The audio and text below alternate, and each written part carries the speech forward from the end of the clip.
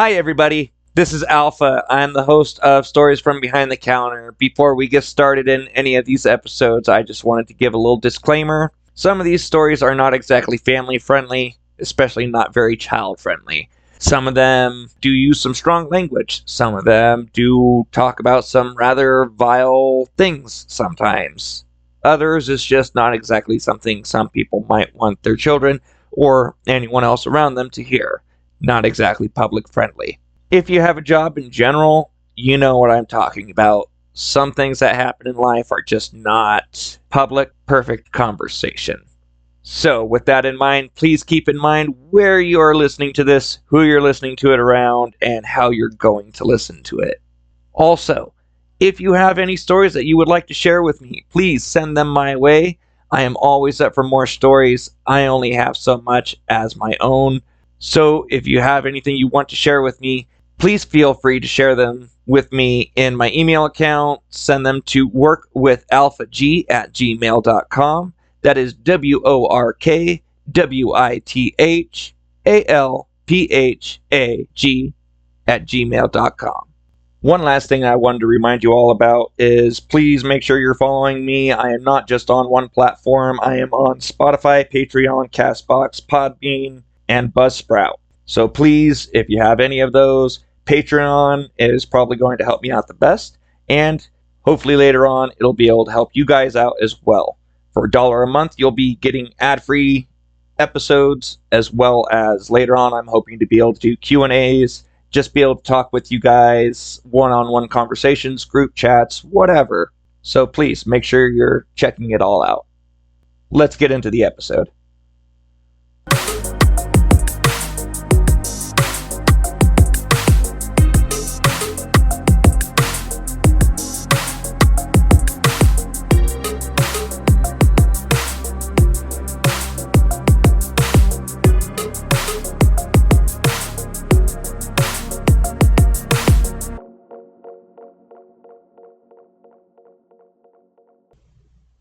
Hey everybody, welcome back. This is Stories from Behind the Counter, and I'm your host, Alpha. I hope you really enjoyed the last segment over bad managers and bad management in general. This next story kind of connects to that as well, but is also telling a little more of my lore on how I became a store manager.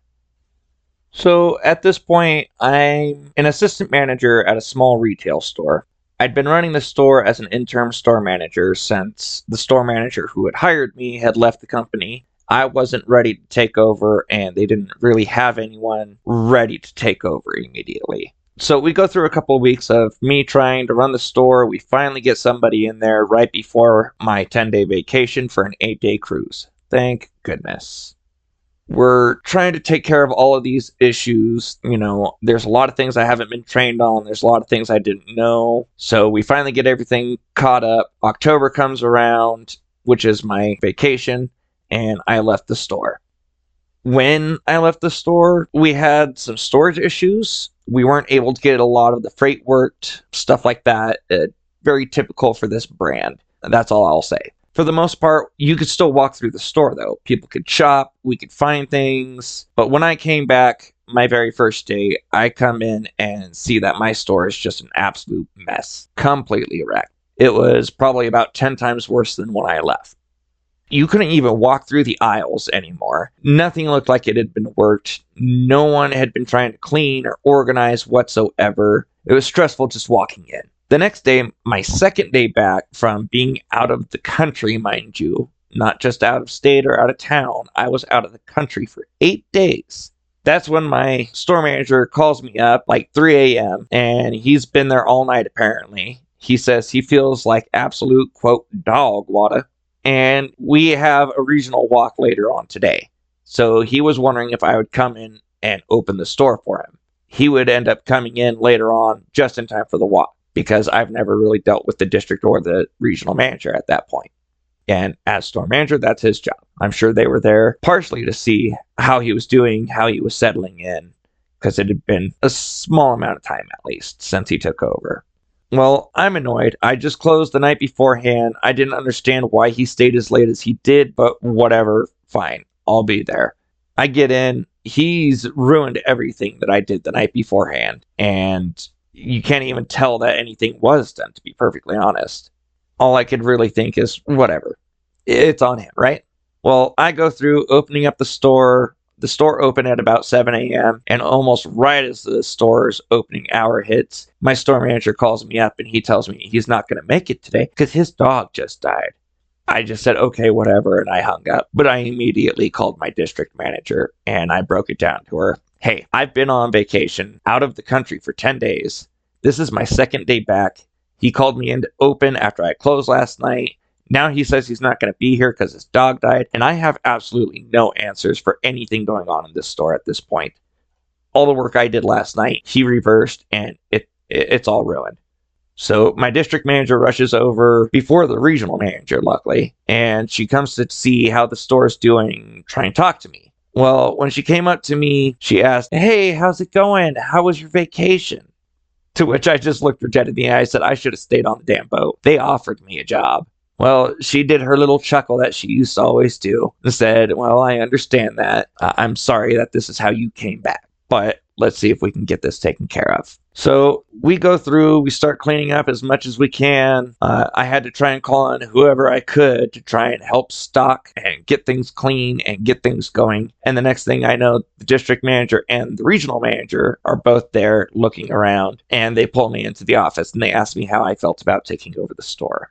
Without even thinking, I looked at them and said, well, the last few months was rough, but I still know I never got the store this bad. I can't do any worse than this. So within a few days, I had my interview over the phone with corporate. They passed me through, and about a week after the initial incident, me coming back from vacation and finding all of this, my store manager finally comes back to work, and he's all pumped up. He's refreshed. He's quote unquote got a plan. We got this. Well, about an hour after he got there to implement his little plan, that's when our district manager came in and terminated him. She pushed my promotion through and started helping me fix the store. To this day, that particular district manager is the absolute best district manager I've ever had the pleasure to work with, much less even meet at any company. I've never personally had a district manager that doesn't just walk through and say, okay, this is what needs to be done. Goodbye. She rolled up her sleeves. She came in. She helped me knock everything out and get my store fixed. She was always positive. She was always as stress-free as possible, and I miss working with her. If you're listening to this, I know you know who you are.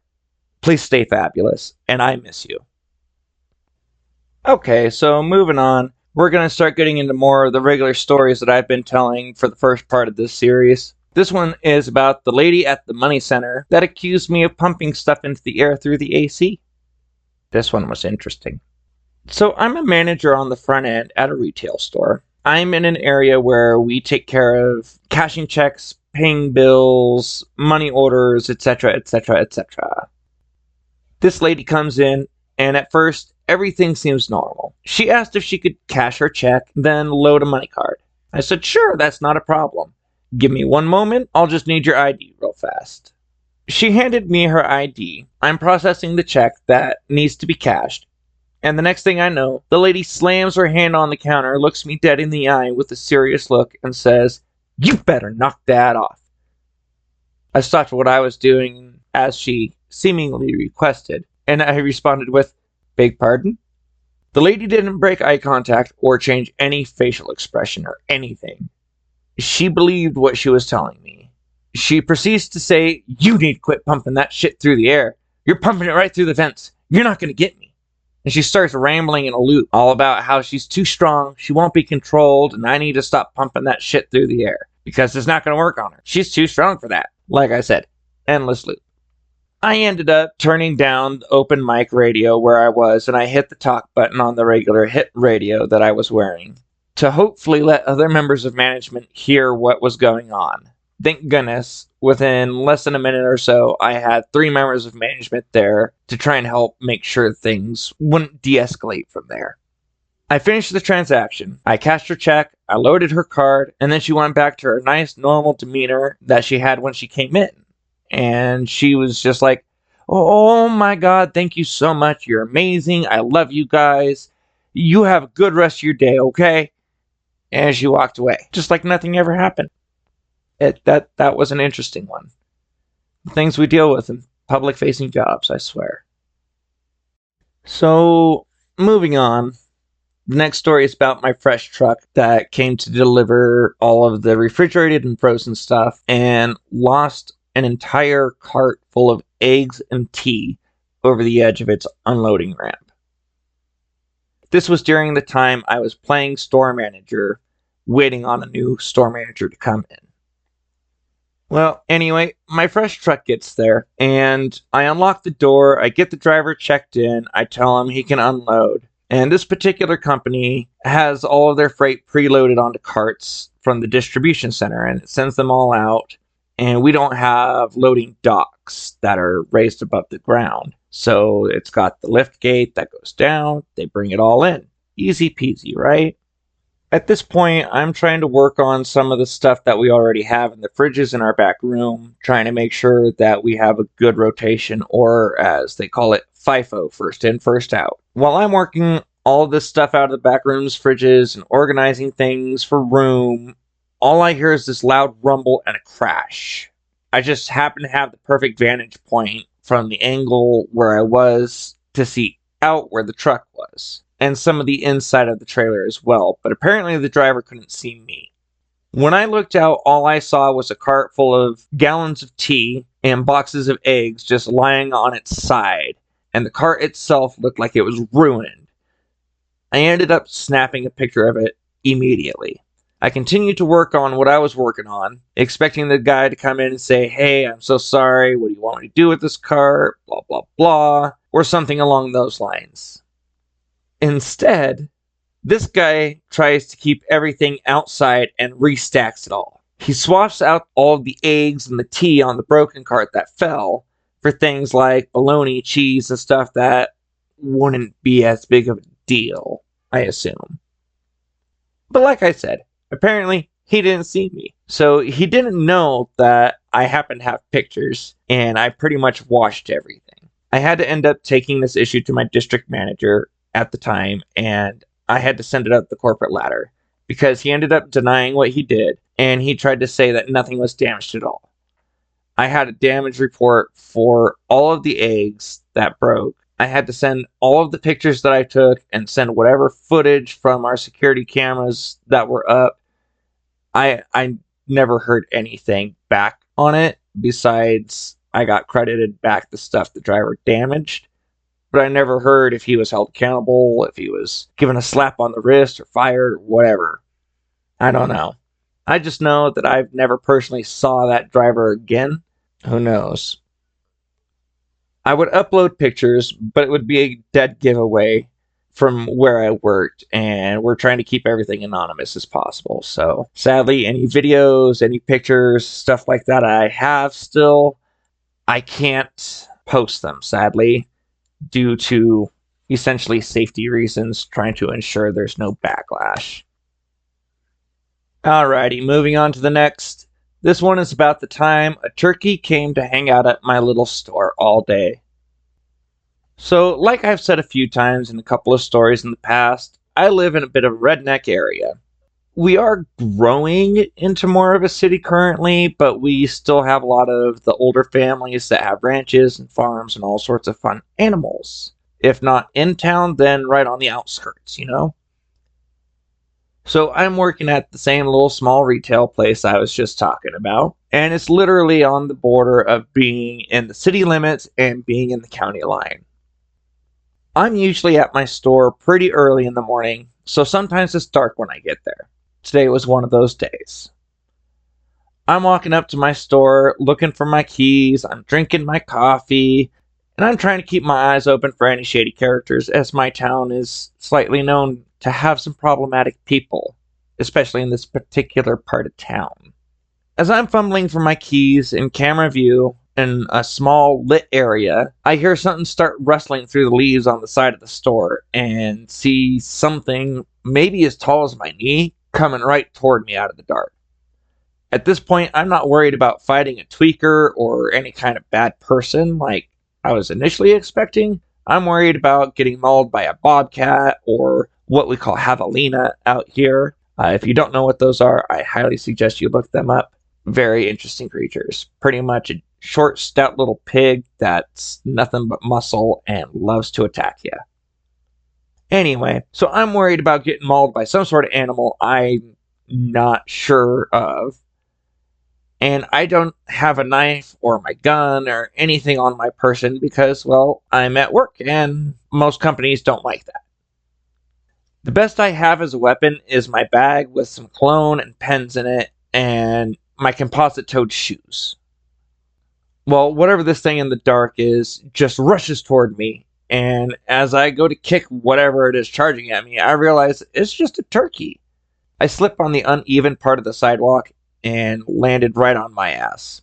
Luckily, the turkey wasn't trying to be aggressive. I'm assuming he was used to people and wanted to see if I had food on me. I ended up calling animal control, and they refused to do anything because they didn't know if it was wild or if it was owned by someone. So I started posting on different local pages in the town about lost turkey at my store, and no one claimed it. I tried Facebook, I tried all sorts of different things. No one claimed it, no one called, nothing.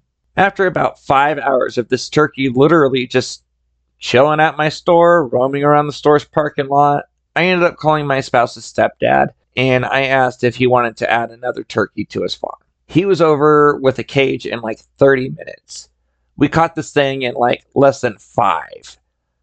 He still has the turkey to this day, and he's a big old boy now. But every time I go over and see the family, I'm reminded of this very fun story that was slightly embarrassing, falling down, but hey, I'm able to laugh at it now. Okay, so this next story we're going to go into, this one was rather interesting. I know I say that a lot, but I guess all of these stories are rather interesting. This one is about the lot lizard that used to come in all the time. Yes, you heard that right. A lot lizard. If you don't know what that is, well, Google should be your best friend for that. Anywho, so I'm working as a department manager in cosmetics at this point. One of my biggest issues we have in the department, and in all honesty, throughout any store, is when people come in to sample the products or check to make sure it's the right color or right consistency. I've heard pretty much everything people can come up with. Well, at my store, since theft and stuff like that happens all the time, we had to start locking a lot of our products up and confronting customers that were spraying colognes or trying lipsticks or nail polishes or anything else. One of the most common things they would do, if they wouldn't try it on themselves to give themselves a free beautification, they would just write on the signage with the nail polishes or the lipsticks, trying to make sure it was the right color. I think it was most disgusting when people would use the lipsticks on themselves and just put it back, said they didn't like it or whatever, but they'd leave it on. It was disgusting. So this lady comes into my department literally once an hour, sometimes every couple of hours, but it's usually about once an hour. We've seen her get out of multiple cars, different men almost every time, and as soon as she was done shopping or sampling what she wanted, she'd be seen getting into yet another car with yet another man. She would usually give herself about 10 to 15 minutes to freshen up. She would respray herself down with some perfume, she would quote-unquote look at the lipstick, and a few other things. She was always either stealing stuff flat out or just trying to say, no matter how many times I confronted her about it, she would say it every fucking time. "Oh, I'm sorry, I thought that was the sample one." To which I'd remind her, "No, honey, we've been through this. We don't use samples here. So next time I see you sample anything, you're paying for it." She got so annoyed with me. It got to the point where I was calling for backup over the radio anytime I saw her. And it got to the point where other people would start calling over the radio if they saw her before I did. So at one point, she comes in and someone called over the radio, and she's got 5 employees, every corner of the department, just staring at her like a hawk. We weren't even trying to make it look like we weren't. We wanted to make sure she knew. We saw her. She got so mad. She actually ended up throwing something on the ground and storming out. I personally never saw her after that. But with that being said, this next story, we were never able to confirm or deny whether or not this person was connected to the lot lizard. So like I said, we've been having to lock up a bunch of our products at this point. A lot of our high dollar colognes, perfumes, and certain other things were locked up in little boxes that need to be unlocked at the register. I'm sure pretty much everyone knows what I'm talking about. Well, apparently, someone thought it was a wonderful idea to say, fuck it, I can get this thing open. So he's trying to get this high dollar perfume for his girlfriend, wife, maybe the lot lizard, I don't freaking know. But he's trying everything he can to open the box. He's trying to pry it open, he's trying to muscle it open, whatever he can do, and nothing is working, which is kind of the point of the boxes. So this guy gets so fed up, and one aisle away from cosmetics, he walks right into camera view, and he just sets the box down and he starts stomping on it. Obviously, when you're hitting hard plastic, like these boxes, it's going to catch some people's attention. It's going to make some noise. Well, it just so happens that at the same time, my manager over the asset protection area was already walking toward that aisle for something else completely unrelated, and he heard the commotion. He turned the corner with his badge, and the guy looked up, and he tried to pick up the box and run, but the manager caught him and took him to the office immediately, and he called our local PD. The gentleman was trying to steal a $60 perfume. He ended up getting caught due to his own stupidity. He got sent to jail, and I'm sure between the fines and everything else he had to deal with, that added up to way more than $60. So I'm sure it wasn't worth it. Just amazes me what people are willing to do to try and get something for free. Alright, so one last story here. We actually got another story from our friend Tia. Tia says, I worked in the garden center as a cashier. Anyone who's ever worked in garden knows that's a store on its own. The register was in the corner right next to the door outside on one side and the door to the garden patio on the other. The morning time was typically slow and you could hear people talking on the garden patio. Well, my curiosity got the better of me, and of course I wanted to go see what was going on. On the garden patio stood a little girl of maybe 6, 7 years old, a Hispanic, beautiful little girl with hair down to her butt. Beside her was a stroller with an infant sleeping. In the bottom portion of the stroller was carton upon carton upon carton of cigarettes. On the outside of the fence was an older Hispanic woman talking in all Spanish to the little girl. The little girl was taking the cartons of cigarettes and sliding them under the fence to the older woman. I realized, of course, that they were shoplifting, and as I turned to call someone, a manager came out of the sliding glass door and grabbed the cartons of cigarettes. The manager told the woman on the outside of the fence to come in. They were aware she was shoplifting, and they had already called the police. The Hispanic woman told the manager no thank you and took off, leaving her infant daughter inside of the garden area.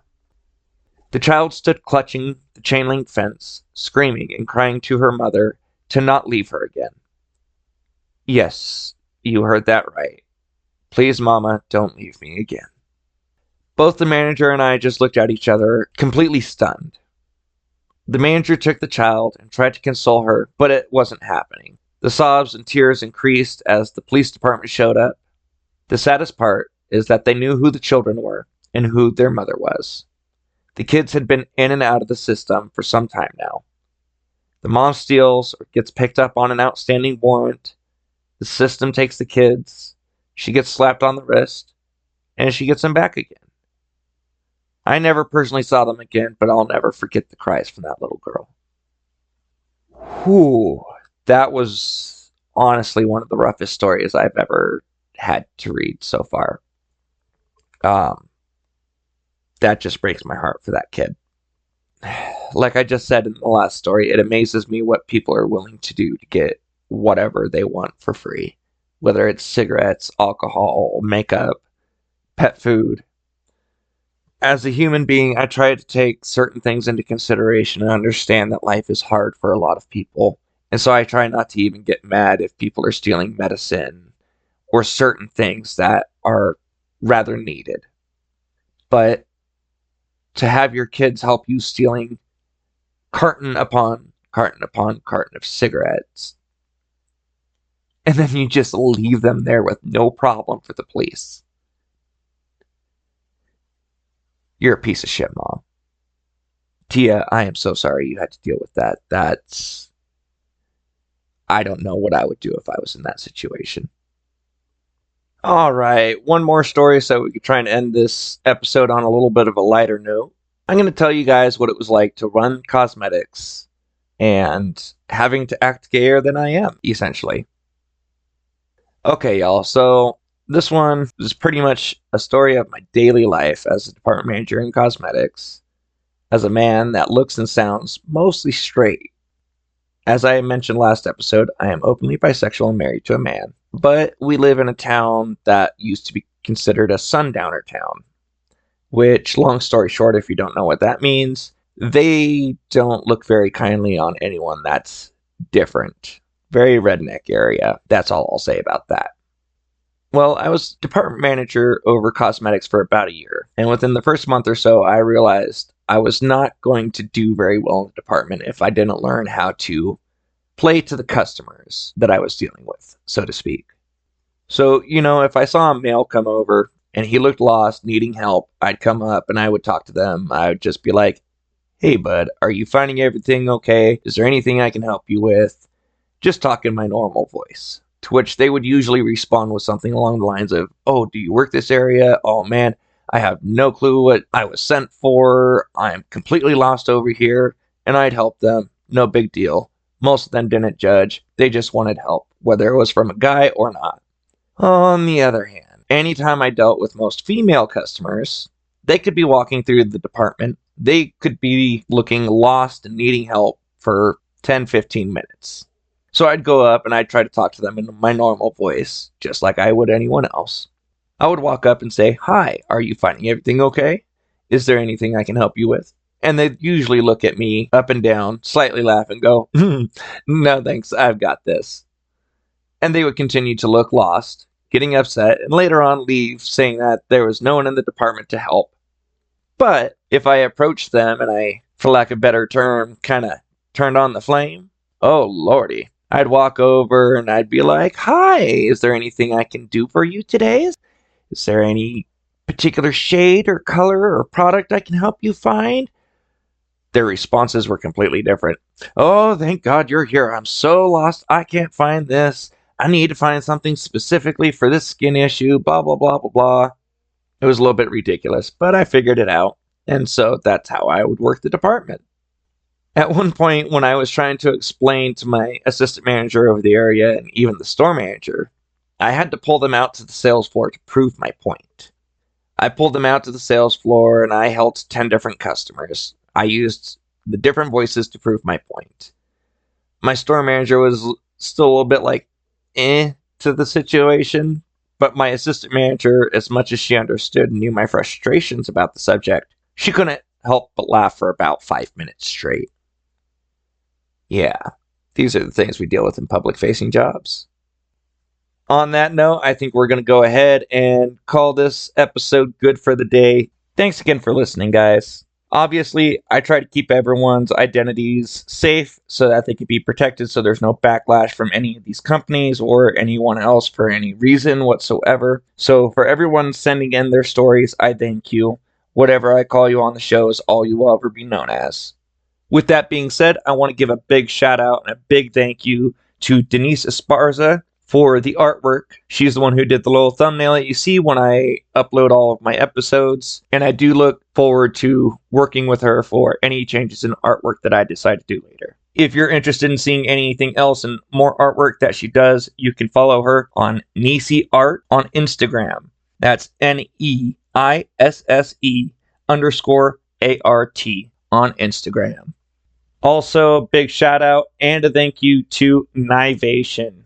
He's the one responsible for the music you hear at the beginning and the ending of the episodes. If you wish to follow him and see what else he provides musically, that is Nivation. Spotify is the only platform that he gave me to shout him out on, but I just wanted to make sure he got the credit for what he did for me. I really do appreciate everything you guys have done for me to help me get this show started and to keep it going. Thank you guys. I really honestly could not have done this without you. For everyone else, thank you again for all your stories. I hope that you guys are enjoying this. One last reminder, please do not forget to check me out. Pretty much anywhere you can find a podcast, that's where I'm trying to get to. Obviously, the biggest ones I'm going to be on are Patreon and Spotify, but check me out, see where you can find me. Patreon will be the biggest help for me, and as I'm pretty sure I've stated before, that will also help you guys later on. I'm hoping to be able to do live Q&As, I'm hoping to be able to do conversations, one-on-one chats, group chats, I don't care. Maybe like some of the other people I've listened to doing podcasts, we can even make trips out of this and just make it a community. I just want to have fun with this. So I hope you guys are enjoying it, and I hope you can help make the community I'm looking to make. Thanks again, guys. This is Alpha signing off. See you next episode.